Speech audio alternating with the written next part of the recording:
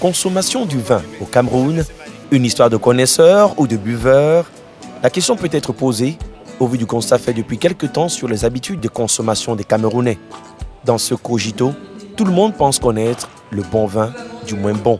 Il y a du bon vin, il y a du mauvais vin, que le vin qui a vieilli 14 années n'est pas bon, forcément parce qu'il a passé 14 années, mais d'abord parce qu'au départ c'est un vin de bonne qualité. On reconnaît le bon vin au palais, à la dégustation. Mais quand il n'est pas bon, la digestion n'est pas facile.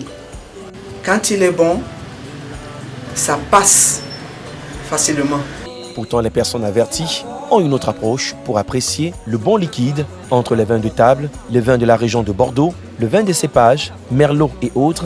Bref, il faut décrypter l'étiquette, mais tout le monde ne comprend pas ces différentes appellations. Où est produit ce vin? En général, sur l'étiquette, c'est obligatoirement mentionné si c'est par exemple la France, l'Espagne ou l'Afrique du Sud. Ensuite, regardez le degré d'alcool. Le degré d'alcool d'un vin peut être de 7 à 14 degrés en moyenne. Donc ça, c'est un autre bon indicateur. Pourquoi les caves à vin deviennent de plus en plus présentes dans nos grandes villes?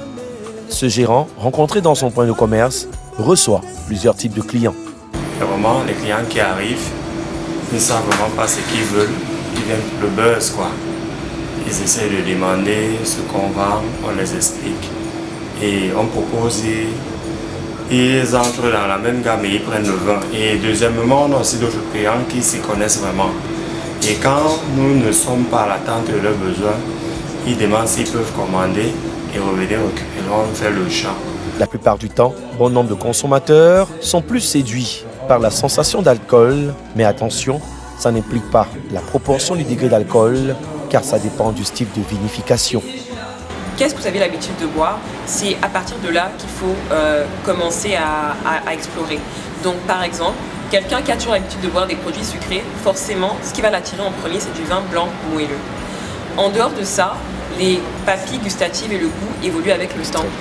Comprendre la consommation, la qualité et le marché du vin, en mettant ensemble les amateurs, professionnels, vendeurs et autres maillons de la chaîne des vins et spiritueux, est le leitmotiv d'une entreprise comme Global Wine qui offre encore cette année la Foire internationale des vins et spiritueux. De quoi nous édifier davantage, ne plus tomber dans les pièges du vin que l'on consomme dans les mariages, galas, afterwork ou festins pour sa cherté et non forcément pour sa qualité.